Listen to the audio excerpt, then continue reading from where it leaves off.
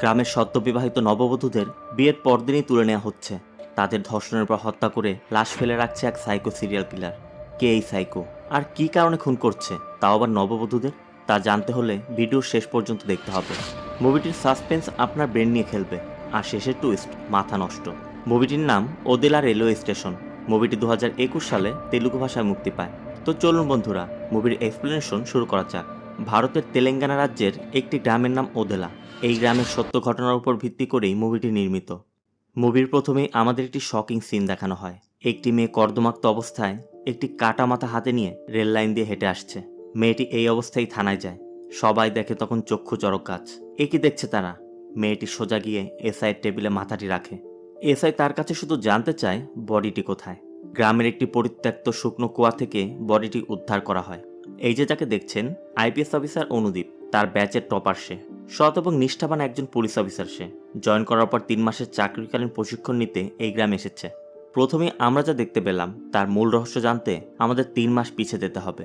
তেলেঙ্গানা শহর। অনুদীপ সদ্য যোগদান করেছে। তাকে ট্রেনিংয়ের জন্য ওদেলা যেতে হবে। তাই যাওয়ার আগে তার গার্লফ্রেন্ড স্ফূর্তিকে ফোন এসে জানাচ্ছে। স্ফূর্তি যেতে যাচ্ছিল, কিন্তু দুর্গম জায়গা হয় অনুদীপ তাকে নিষেধ করে। গুগল ম্যাপের ছোট্ট এই জায়গাটি ওদেলা। এই মেয়েটির নাম মাধবী। গতকালই তাদের বিয়ে হয়েছে। তার স্বামী ভেনকার ফটোগ্রাফার সাম্বার সাথে কথা বলছিল। গতকালের তোলা ছবিগুলো সে দেখছিল। মাধবী বের হতেই দুজনের নজরই তখন মাধবীর দিকে। অপরদিকে দেখা যায় একজন স্ত্রী তার স্বামীকে ঝাঁটাপেটা করছে। এটা অবশ্য তাদের জন্য নতুন কিছু না। মেয়েটির নাম রাধা, আর যাকে মারছে মানে তার স্বামী তিরুপতি। রাতে তিরুপতি মদ খেয়ে বাড়ি ফিরে চুলোর ভিতর হিসু করেছে। এই জন্যই রাধা তাকে পেটাচ্ছে। আর এমন কাজ করলে মার তো খেতেই হবে। এর মধ্যে বাইক নিয়ে একজন লোক আসে, যার নাম মায়ান্না। সে গ্রামের সারপাঞ্চ। সারপাঞ্চ বলে, এ কি তিরুপতি, প্রতিদিন মদ খেয়ে বউয়ের মার খাস কেন? মদ খাওয়া ছেড়ে দে। তিরুপতি মদ ছাড়তে রাজি না। তাই তিরুপতি বলে, আপনি সারপাঞ্চ নির্বাচনে যেদিন হারবেন ওই দিন মদ খাওয়া ছেড়ে দিব। কারণ এই এলাকাতে তার সাথে নির্বাচন করার মতো কোনো প্রতিদ্বন্দ্বী নেই। সারপাঞ্চ মূলত শার্ট আয়রন করাতে এসেছে। তার মানে তারা ধোপার কাজ করে। রাধা অনেক সেন্সিটিভ মেয়ে, তার মাঝে কোনো লোভ লালসা নেই। রাতের বেলা আমরা কিছু লোকেদের দেখতে পাই, তারা মদ খাচ্ছে আর একটি ছেলে মাধবীর ছবি দেখছে। এই ছেলেটির নাম বিবেক। তার সাথে মাধবীর রিলেশন ছিল। মাধবীর বিয়ে হয়ে যাওয়ার পর সে আপসেট হয়ে পড়েছে। তাই তার বন্ধুরা বলছিল, কি করলি জীবনে, প্রেম করলি তুই আর ভোগ করছে আরেকজন। তোকে কতবার বলেছিলাম। কিন্তু বিবেক মাধবীকে অনেক ভালোবাসতো। তার প্রেম ছিল পবিত্র। তার বন্ধুরা বলছিল, আজ ওদের ফার্স্ট নাইট না, দেখ নিশ্চয়ই অনেক মজা করছে আজ। বিবেক অনেক মদ খায়। রেগে গিয়ে বলছিল, আজই আমাকে কিছু করতে হবে। পরবর্তী দিন সকাল হতেই পাশের বাড়ির চিৎকার চেঁচামেচি শোনা যায়। মাধবী মারা গেছে। কেউ তাকে মেরে জঙ্গলে ফেলে গেছে। গ্রামের সবাই তখন সেখানে দৌড়ে যাচ্ছে। খবর পেয়ে ঘটনাস্থলে পুলিশ আসে। একটি কালভার্টের নিচের পাইপের মধ্যে মাধবীর লাশ পাওয়া গেছে। তাকে রেপ করে ক্ষতবিক্ষত অবস্থায় ফেলে গেছে কেউ। ঘটনাস্থলে শুধু একটি জুতার ছাপ পাওয়া যায়। মাধবীর স্বামী আর শ্বশুরকে জিজ্ঞাসাবাদ করা হয়। তখন মাধবীর স্বামী ভেনকাটিস বলে, স্যার, আমি আমার স্ত্রীকে মারিনি, এটা বিবেকেরই কাজ। আমাদের এঙ্গেজমেন্টের পর আমাদের খুন করার হুমকি দিয়েছিল। বিবেককে থানায় ধরে আনা হয়। সবাই বিবেককে মারছিল। অনুদীপ বলছিল, ও তো একজন সাসপেক্ট শুধু, ও তো আর ক্রিমিনাল না যে এভাবে মারতে হবে। এসআই বলে, স্যার, আমি জানি কি করতে হবে, দেখুন কিভাবে স্বীকার করাই। বিবেকের জামা প্যান্ট খুলে তাকে বিবস্ত্র করা হয়। একজন বেতের লাঠি এনে তেল মাখছিল। বিবেক জানতে চায়, এটা দিয়ে আমাকে মারবেন? এসআই বলে, মারবো না, তোর অন্দরমহলে ঢোকাবো। যেই কথা সেই কাজ। যন্ত্রণা সহ্য করতে না পেরে বিবেক স্বীকার করে নেয় সেই মাধবীকে মেরেছে। অপরদিকে দেখা যায় রাধা তিরুপতিকে নিয়ে গ্রামের একটি ডক্টরের কাছে গিয়েছে। তাদের বিয়ে হয়েছে অনেক দিন, তাদের বাচ্চা হয় না, তাদের একটি বাচ্চার খুবই প্রয়োজন। কিন্তু এখানে তিরুপতির অনেক দুর্বলতা আছে। ডক্টর জানতে চাচ্ছিল তাদের সেক্সুয়াল লাইফ কেমন। তখন রাধা বলে, ও তো আমার সাথে ঘুমাই না। তখন ডক্টর তাকে কিছু পাতা আর কিছু সিরাপ দিয়ে দেয়, যে এগুলো খেলে তার মধ্যে পুরুষত্ব ফিরে আসবে। এদিকে পুলিশ বিবেককে কোর্টে নিয়ে যাচ্ছিল। বাইরে এসে অনুদীপের পা জড়িয়ে ধরে বলে, স্যার, আমি বাঁচার জন্য মিথ্যা বলেছি, আমি কিছু করিনি, বিশ্বাস করুন।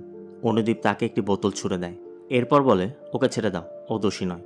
এসআই তখন রেগে বলে, আপনি বেশি শিক্ষিত হতে পারেন, কিন্তু আমার এক্সপিরিয়েন্স আপনার থেকে অনেক বেশি, ওই খুনি। অনুদীপ তখন প্রমাণ দেখায় যে ভিকটিমের সব আঘাত ছিল ডান দিকে, কিন্তু ও বাহাতি। যে জুতার মাপ পাওয়া গেছে তার সাইজ হবে 10, কিন্তু ওর জুতার সাইজ 8। সব থেকে বড় বিষয়, পোস্টমর্টমে যে ডিএনএ পাওয়া গেছে তার বয়স 30 হবে, কিন্তু ওর তো 25ই হয়নি। বিবেককে ছেড়ে দেওয়া হয়। এরই মধ্যে খবর আসে ওয়ার্ড মেম্বারের ছেলের বউকে কেউ খুন করেছে। পুলিশ ঘটনাস্থলে গিয়ে দেখে জঙ্গলের মধ্যে একটি মেয়ের রক্তাক্ত দেহ পড়ে আছে। আশেপাশে সবাই বলছিল মেয়েটির সবেমাত্র বিয়ে হলো, এখনো মেহেদির দাগ ওঠেনি। আর এমন ঘটলো, অনুদীপের একটু সন্দেহ হয়। তার মতে দুটি খুনই হয়েছে নতুন বউয়ের, অর্থাৎ প্রথম রাত কাটানোর পরদিনই দুজনের খুন হয়েছে। দুটি খুনই সাদৃশ্য আছে, তার মানে এটি কোনো সাধারণ খুন হতে পারে না, এর পিছে কোনো বড় হাত আছে।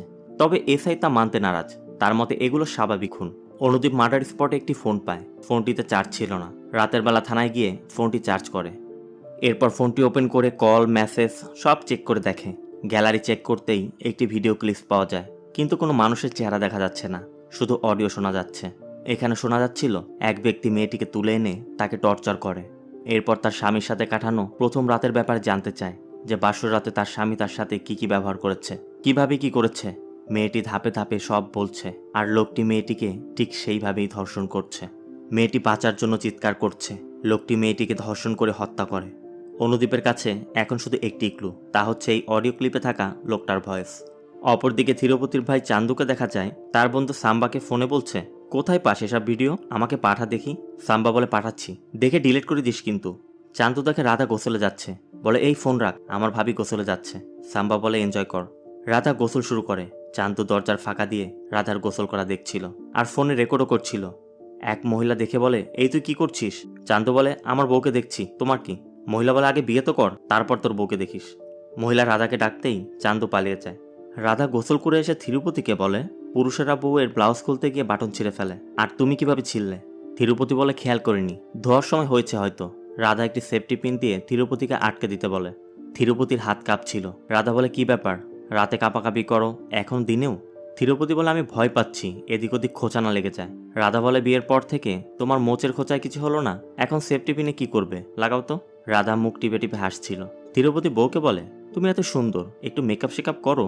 রাধা বলে, তাহলে যারা কাপড় দিতে আসে তারা সিটি বাজাতে শুরু করবে, তখন ভালো লাগবে তো না? থিরুপতি বলে, তোমার সাথে কথা বলাই বেকার। এদিকে সাম্বাকে দেখা যায় একটি মেয়ে যাচ্ছে, তার ভিডিও বানাচ্ছে। অপরদিকে পুলিশ ওই ভয়েস ক্লিপটি নিয়ে গ্রামের বিভিন্ন জায়গায় লোকেদেরকে শোনায়, কেউ চিনতে পারে কিনা জানার জন্য। বিভিন্ন জায়গায় শোনানোর পর থিরুপতিকে শোনালে বলে, আমার পরিচিত মনে হচ্ছে। চান্দুকে ডেকে বলে, ওই চান্দু, সাম্বার আওয়াজ মনে হচ্ছে না? ওই তো এই ধরনের বাজে শব্দ ব্যবহার করে। চান্দু বলে, আরে না, ওর মতো হলেই কেউ হবে না। চান্দুর আচরণ সন্দেহজনক দেখে সাম্বাকে থানায় নিয়ে আসা হয়। ভয়েস রেকগনিশন সফটওয়্যার ব্যবহার করে তার ভয়েস ম্যাচ করানোর চেষ্টা করা হয়, কিন্তু এখানেও ম্যাচ করে না। এদিকে সাম্বার পক্ষ নিয়ে একজন উকিল আসে, সে প্রমাণ দেখায় সাম্বা ওই দিন অন্য গ্রামে বিয়ে বাড়িতে ভিডিও করছিল। বাধ্য হয়ে এসআই সাম্বাকে ছেড়ে দেয়।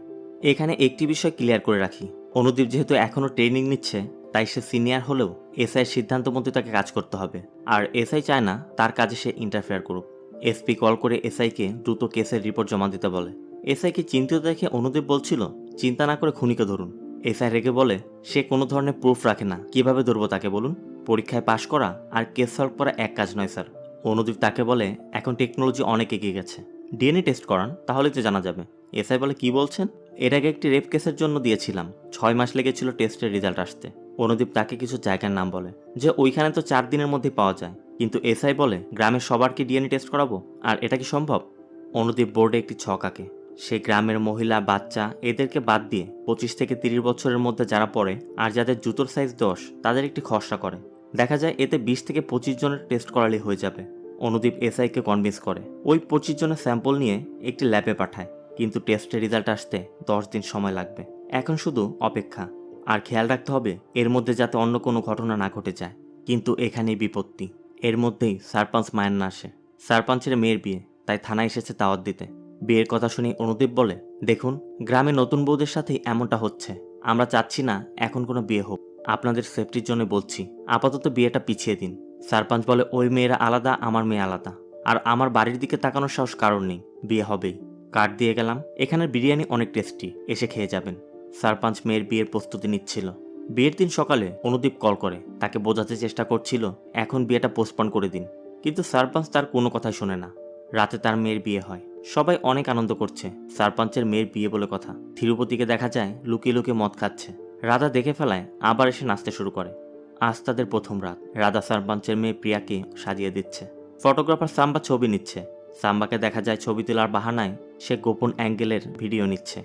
বাইরে সারপাঞ্চ তাস খেলছিল। পুলিশকে দেখে বলে, আমি তাদের দাওয়াত দিলাম খেয়ে যেতে, আর তারা পাঠালো সিকিউরিটি গার্ড। কনস্টেবল দায়াকে অনুদীপ কল করে, জানতে চায় সব ঠিকঠাক আছে কিনা। দায়া বলে, জি স্যার, বাড়ির বাইরে ঠিক আছে, রুমের ভিতর কি হচ্ছে আমরা জানি না। তারাও অবশ্য বিরক্ত হয়ে আছে, কারণ শীতের রাত। অনুদীপ তাদের সারা রাত ডিউটি করতে বলে, আর সময় সময় তাকে আপডেট জানাতে বলে। রাত কেটে যায়। সকাল হতে অনুদীপ কল করে জানতে চায় কি অবস্থা। দায়া তখন প্রিয়াকে দেখে বলে, সেফ আছে স্যার, ওর বান্ধবীকে দিতে স্টেশনে যাচ্ছে। অনুদীপ প্রিয়াকে নজর রাখতে বলে। তাই তারা দুজন প্রিয়ার পিছে পিছে যেতে থাকে। তখন ওই সাইকোটাকে দেখা যায় ভুট্টা ক্ষেতের ভিতর দিয়ে হাঁটছে। প্রিয়া স্টেশনে বান্ধবীর সাথে ট্রেনের জন্য অপেক্ষা করছিল। অপরদিকে পুলিশ চায়ের দোকানে চা খাচ্ছে। একটি ট্রেন আসে। ট্রেন যাওয়ার পরই দেখা যায় প্রিয়া নেই, তার বান্ধবী পড়ে আছে। দায়ার সাথে সাথে অনুদীপকে কল করে জানায়। প্রিয়াকে সাইকোটা তখন ভুট্টা খেতে নিয়ে গেছে। সাইকোটাকে দেখে প্রিয়া চিনতে পারে। বলে, তুই জানিস না আমার বাবাকে? সাইকোটা হাসতে হাসতে বলে, কিন্তু তোর বাবা জানে না আমি কে। সাইকোটা প্রিয়াকে বলে, যদি তোর বাসর রাতের কথা আমাকে না বলিস, তোকে আমি কেটে টুকরো করে ফেলবো। এদিকে পুলিশ ক্ষেতের ভিতর তল্লাশি শুরু করেছে।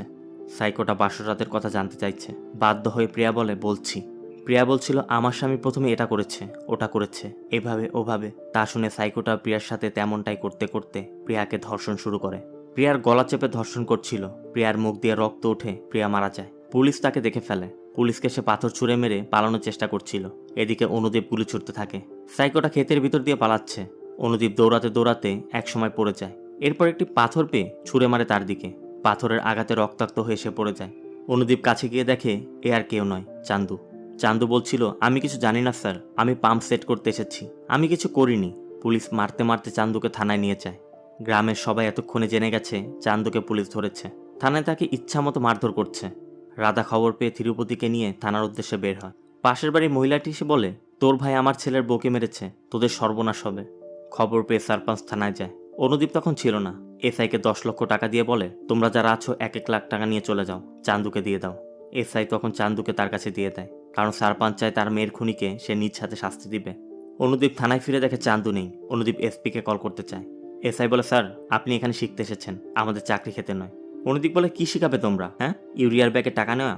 আমি পুলিশে যোগদান করেছি প্যাশনে, ঘুষ নিতে নয়। এসআই বলে, আপনার টাকা না লাগলেও আমার লাগে। আমি প্যাশনে নয়, আমি পরিবারের জন্য চাকরি করি। আমার 3টি মেয়ে আছে, তাদের ভালো পড়াশোনা করাতে হবে, তাদের বিয়ে দিতে হবে, আর এজন্য আমার টাকা লাগবে। আমি চাই প্রতিদিন ডাকাতি কেস আসুক, মার্ডার কেস আসুক, যাতে আমার ইনকাম হয়। অনুদীপ তাকে বলে, ইউনিফর্ম খুলে ভিক্ষা করো গিয়ে। এসআই তখন তার ভাগের 1 লাখ টাকা নিয়ে চলে যাচ্ছিল। অনুদীপকে বলে, আমি বাড়ি যাচ্ছি। এসপিকে জানানোর পর 1 বোতল বিষ পাঠিয়ে দিবেন আমার বাড়িতে। আর হ্যাঁ, বাড়িতে আরও লোক আছে, বড় বোতল দিবেন। এসআই চলে যায়। রাধা আর তিরুপতি থানায় এসে অনুদীপকে বলে যে চান্দু এমনটা করতে পারে না, ও পাম্প সেট করতে গিয়েছিল, তাদের হয়তো ভুল হয়েছে। অনুদীপ বলে, আমি জানি তোমরা ভালো লোক, কিন্তু আমার কিছু করার নেই। চান্দুকে সারপাঞ্চ নিয়ে গেছে। সারপাঞ্চকে দেখা যায় চান্দুকে টর্চার করছে। সে তার মেয়েকে যেখানে যেখানে অলংকার পরিয়েছিল, চান্দু সেখানে সেখানে ছুরি দিয়ে কাটছে। রাধা আর তিরুপতি সারপাঞ্চের কাছে যায়। তারা অনুরোধ করছিল, ও দোষ করলে জেলে দিন, ওকে মারবেন না। সারপাঞ্চ তাদের বলে দেয়, আমার একমাত্র মেয়েকে খুন করেছে, তাকে আমার দাফন করতে হয়েছে, ওকে কষ্ট দিয়েও মেরেছে, তাই ওকে তিলে তিলে মারবো আমি। উপায় না পেয়ে রাধা আর তিরুপতি গ্রামের বড় বড় সবার কাছে যায়। তাদেরকে রিকোয়েস্ট করে সারপাঞ্চকে বোঝাতে, কিন্তু কেউ তাদের সাহায্য করতে রাজি হয় না। এরপর তারা ওই উকিলের কাছে যায়। উকিল তাদেরকে 1 লাখ টাকা দিতে বলে, কিন্তু এত টাকা তারা কোথায় পাবে? তাই বাধ্য হয়ে তারা ফিরে আসে। পরবর্তী দিন অনুদীপ সারপাঞ্চকে কল করে, জানায়, স্যার গ্রামে আরেকটি মেয়ের খুন হয়েছে, চান্দু খুনি নয়, আমাদের ভুল হয়েছে, ওকে ছেড়ে দিন। মূলত চান্দু ওই দিন পাম্প সেট করতেই গিয়েছিল, ভুল সময় ভুল জায়গায় সে ফেসে গিয়েছিল। সারপাঞ্চ চান্দুর ট্রিটমেন্ট করিয়ে তাকে বাড়িতে নিয়ে আসে। রাধা ও তিরুপতির কাছে পুলিশের ভুলের জন্য ক্ষমাও চায়। রাতের বেলা স্ফূর্তি অনুদীপকে কল করে, বলে কেন তার ফোন ধরছে না। অনুদীপ স্ফূর্তিকে এখানে সব সিচুয়েশনের কথা খুলে বলে। স্ফূর্তি অনুদীপের স্ট্রেস বুঝতে পারে। বলে, ওই কিলার তো শুধু নববধূদের খুন করে, তাই না? তাহলে আসো আমরা বিয়ে করে নিই, এরপর ওকে ধরে ফেলো। অনুদীপ এসবের মধ্যে স্ফূর্তিকে আনতে চাচ্ছিল না, কিন্তু স্ফূর্তি অনুদীপকে সাহায্য করতে চায়। তার জন্য সে যে কোনো রিস্ক নিতে প্রস্তুত। প্রথমে রাজি না হলেও অনুদীপ স্ফূর্তির কথা মেনে নেয়। পরবর্তী দিন অনুদীপ একটি ভিডিও বানিয়ে টিভিতে প্রকাশ করে দেয়, যেখানে সে বলে, আমি আগামী সপ্তাহে চলে যাব। এখানে 4 জন নববধূর খুন হয়েছে, 4টি বিয়ে হয়েছিল, ওই কিলারকে আমি চ্যালেঞ্জ করছি। 5ম বিয়েটা হবে আমার, আমি বিয়ে করব। আমি জানি তুমি শুনছো, দেখি তোমার কত সাহস, পারলে এসো। কথা মতো পরদিন গ্রামের মন্দিরে গিয়ে অনুদীপ স্ফূর্তিকে বিয়ে করে। সাম্বাকে দেখা যায় ছবি তুলছে। সাম্বা চান্দুকে কল করে বলে, পুলিশের বউটা যা দেখতে রে। চান্দু বলে, বাদ দে সব, কিন্তু চান্দুর চেহারা অন্য কিছু বলছে। বিয়ের পর তারা কোয়ার্টারে আসে। সবাই তাদের জন্য সাজাচ্ছে। দরজায় একটি কাগজে দেখা যায় কিলার অনুদীপকে চ্যালেঞ্জ করেছে। রাধা চিন্তা করছিল, বলে, এখন যদি কিছু হয়ে যায়? তিরুপতি বলে, ওদের বিষয় একরকম, স্যারের বিষয় অন্যরকম, স্যারকে কিছু করতে পারবে? অনুদীপ তিরুপতিকে কিছু টাকা দিয়ে বলে, সবার জন্য বিরিয়ানির ব্যবস্থা করো। রাতে তিরুপতিকে দেখা যায় টাকা বাঁচিয়ে ব্র্যান্ডের মদের বোতল এনেছে। সাম্বা আর চান্দুকে নিয়ে মদ খাচ্ছে। আর রাধা ওপাশ থেকে চিল্লাচিল্লি করছে। সাম্বা বলে, যাই বলো থিরু, আইপিএসের ওয়াইফ হ্যাপি দেখতে। থিরু বলে, রোদে বের না হলে তো এমনই হবে। সাম্বা বলে, এতক্ষণে নিশ্চয়ই মাস্তি করছে। থিরুপতি বলে, আগে বিয়ে কর, তারপর তুইও মাস্তি করিস। সাম্বা বলে, বিবাহিত লোকদের চেয়ে তো ওই কিলার বেশি মাস্তি করছে। চান্দুর চোখে মুখে রাগ দেখে সাম্বা বলে, তুই আমার দিকে এভাবে তাকিয়ে আছিস কেন? তোকে ইনোসেন্ট ভেবেই তো ছেড়েছে ওরা, তাই না? কিন্তু চান্দু বলে, আমি কাউকে ছাড়বো না, প্রতিটি মারের শোধ আমি নিব। অপরদিকে অনুদীপ স্ফূর্তিকে নিয়ে তাদের প্রথম রাতের ভালোবাসার কথা বলছে, ফার্স্ট নাইট বলে কথা। রাধাকে দেখা যায় ঘরের মধ্যে শুয়ে আছে। ইঁদুরের শব্দে ঘুম ভেঙে যায় তার। উঠে জল খাচ্ছিল, তখনই উপর থেকে একটি ট্রাঙ্ক পড়ে যায়। রাধা খুলে দেখেই সেখানে মেয়েদের আন্ডারগার্মেন্টস রাখা, স্বর্ণের রিং, নূপুর। কিন্তু এগুলো কাদের, কোত্থেকে এলো? রাধার আর বুঝতে বাকি থাকে না। অলংকারগুলো নিয়ে সে বের হয়ে যাচ্ছিল। বেরোনোর সময় থিরুপতি জানতে চায়, কোথায় যাচ্ছ? টয়লেটের কথা বলে রাধা বেরিয়ে পড়ে। রাধা সারপাঞ্চের বাড়ি যায়, তাকে রিংটি দেখিয়ে জানতে চায় রিংটি কার। সারপাঞ্চ জানা এটা তো বিয়ার রিং। রাধা সেখান থেকে দৌড়ে মাধবীর শাশুড়ির কাছে যায়, তাকেও একটি রিং দেখায়। তারাও জানা এটি মাধবীর রিং। সবার থেকে কনফার্ম করে বাড়ি ফিরে দেখে চান্দু আর থিরুপতি সেখানে নেই। তারা কোথায় গেছে কেউ জানে না। রাধা চিন্তায় পড়ে যায়। রাধা ফোনটি নিয়ে বেরিয়ে পড়ে। অনুদীপকে সে কল করে যাচ্ছে, বাসর রাত বলে কথা। অনুদীপ ফোনটি সাইলেন্ট করে রেখেছে। রাধা কল করে যাচ্ছে আর অনুদীপের কোয়ার্টারের দিকে দৌড়াচ্ছে। এদিকে সকাল হয়ে গেছে, রাধা এখনও কল করছে। অনুদীপকে দেখা যায় বাইরে বসে পত্রিকা পড়ছিল। এর মধ্যে থিরুপতি এসে কাজ শুরু করে। অনুদীপ বলে, থিরুপতি, কাপড়গুলো সব ওয়াশ করতে নিয়ে যাও। কিছুক্ষণ পর থিরুপতি কাপড়ের গাঁটটি নিয়ে বের হয়। থিরুপতি বলে, স্যার, অনেক কাপড়, আমি আগামীকাল দিয়ে যাব। এরপর থিরুপতি বেরিয়ে পড়ে। অনুদীপ ফোন চেক করে দেখে রাধা তাকে কল করেই যাচ্ছে। রাধা জানতে চায়, ম্যাডাম কোথায় স্যার? তাড়াতাড়ি চেক করুন স্যার। অনুদীপ ভিতরে গিয়ে দেখে কোথাও স্ফূর্তি নেই। রাধা বলে, স্যার, কিলার আর কেউ নয়, আমার স্বামী থিরুপতি স্যার। থিরুপতিকে দেখা যায় সাইকেল নিয়ে অনেক দূরে চলে গেছে। তার কাপড়ের গাঁটটিতে স্ফূর্তিকে এনেছে সে। দেখানো হয় থিরুপতি কাপড় আনার সময় স্ফূর্তির কাছে গিয়ে তার গায়ে হাত দিচ্ছে। স্ফূর্তি অবশ্য ভেবে নিয়েছিল হয়তো অনুদীপই তার সাথে এমনটা করছে, কিন্তু থিরুপতি তাকে সেন্সলেস করে, তাকে কাপড়ের মধ্যে বেঁধে নিয়ে যায়। আগের খুনগুলো থিরুপতি করেছিল। ওই দিন ভুট্টা খেতে থিরুপতি পালিয়েছিল, কিন্তু পুলিশ ভুল করে চান্দুকে ধরেছিল, কারণ চান্দু ওই দিন পাম্পেরই কাজ করছিল ওখানে। পুলিশ গাড়ি নিয়ে বেরিয়ে পড়ে। রাধা বাড়ি ফিরে আসে। থিরুপতির কাপড়গুলো নিয়ে তার কুকুরকে শুকায়, এরপর কুকুরটি ছেড়ে দেয়। কুকুরটির পিছে পিছে রাধা দৌড়াচ্ছে। দূরে একটি পরিত্যক্ত কুয়ার কাছে নিয়ে যায় কুকুরটি। রাধা তখন থিরুপতি থিরুপতি বলে চিৎকার করে ডাকছে, কিন্তু তার কোনো শব্দ নেই। রাধা খেয়াল করে কুকুর শব্দ করেই যাচ্ছে। এরপর রাধা কুয়ার কাছে এগিয়ে যায়। সেখানে সিঁড়ির নিচে দেখা যায় থিরুপতি স্ফূর্তিকে রেপ করার চেষ্টা করছে। রাধা চিৎকার করে থিরুপতিকে অনুরোধ করে তাকে ছেড়ে দিতে। চারিদিকে চিৎকার করে হেল্প চাচ্ছিল। থিরুপতি তাকে বলছিল, চিৎকার করিস না। রাধার চিৎকারে থিরুপতি উপরে উঠে আসে। রাধা জানতে চায়, কেন এই পাপ করছো? কেন ভাবে মেয়েদের মারছো? আমি কাকে দেখছি? এটা তুমি? কেন এমন হয়ে গেছো তুমি? থিরুপতি বলে, তোর জন্য। রাধা জানতে চায়, আমি কি করেছি? থিরুপতি বলে, তুই আমাকে হিজড়া বানিয়েছিলি। এখানে দেখানো হয় মূল কারণ। তাদের বিয়ের রাতে থিরুপতি অনেক খুশি রাধাকে বিয়ে করে, কারণ রাধার বাবা 3 মাস আগে মারা গিয়েছিল, যে জন্য তাদের বিয়ে হয়েছে।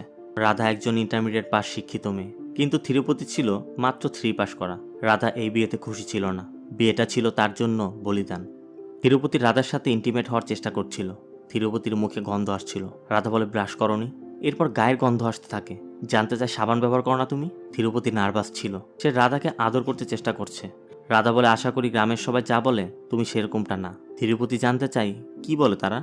রাধা বলে, তুমি নাকি সবাইকে বোনের মতো দেখো, তোমার মধ্যে পুরুষত্ব নেই। থিরুপতি বলে, এগুলো মিথ্যা, এমন নয়।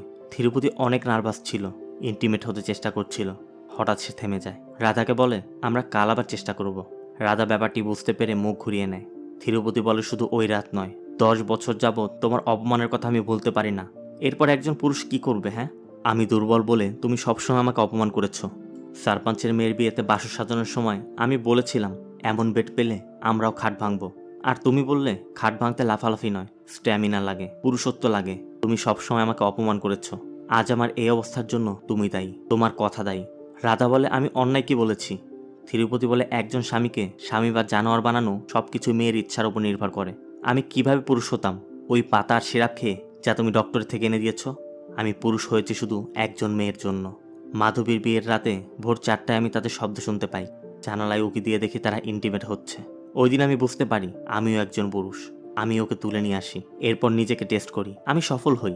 ও যাতে কাউকে বলতে না পারে আমি ওকে খুন করি। এরপর আমার আকাঙ্ক্ষা বেড়েই যায়। আমি আরও আগ্রাসী হয়ে পড়ি। আমি আমার এই আনন্দ এখানে শেষ করতে চাচ্ছিলাম না, তাই আমি আরও খুন করি। এখানে আমরা জানতে পারি থিরুপতি তার প্রথম রাতে ব্যর্থ হয়েছিল। তাই প্রথম রাতের পর মেয়েদের তুলে নিয়ে তাদের কাছে রাতের কথা শুনে সে মজা পেত। যেভাবে তাদের স্বামীরা আগের দিন রাতে তাদের সাথে মিলিত হয়েছিল, তিরুপতি সেইভাবেই তাদেরকে রেপ করত, এরপর হত্যা করত। সবই ছিল তার স্যাটিসফ্যাকশন। সব শোনার পর রাধা তিরুপতিকে অনুরোধ করছিল যেন স্ফূর্তিকে সে ছেড়ে দেয়, কিন্তু তিরুপতি ছাড়বে না। সে রাধাকে রেপ করবে, তাকে হত্যা করবে। রাধা তিরুপতির পায়ে পড়ে। এক পর্যায়ে তিরুপতি রাধার মাথায় আঘাত করে, তাকে কাদার মধ্যে ফেলে দেয়। এরপর শ্রুতিকে রেপ করতে চলে যায়। রাধার তখন ওই মেয়েদের কথা মনে পড়ে। পাশে থাকা একটি কোদাল নিয়ে সে কুয়ার মধ্যে লাফিয়ে পড়ে। এক কোপে তিরুপতির মাথা কেটে আলাদা করে দেয়। এরপর নিজের কাপড় খুলে স্ফূর্তির গায়ে জড়িয়ে দেয়। তিরুপতির কাটা মাথা নিয়ে হেঁটে হেঁটে থানায় গিয়ে স্যারেন্ডার করে। যেই দৃশ্যটা আমরা প্রথমে দেখেছিলাম। তিরুপতির সাথে যা হয়েছিল তা মেডিকেলের ভাষায় ইনফেরিয়ার ইম্পোটেন্সি সিন্ড্রোম।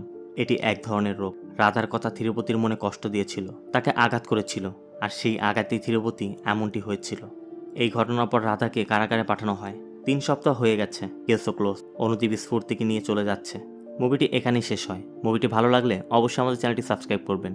আর এতক্ষণ আমাদের সাথে থাকার জন্য ধন্যবাদ সকলকে।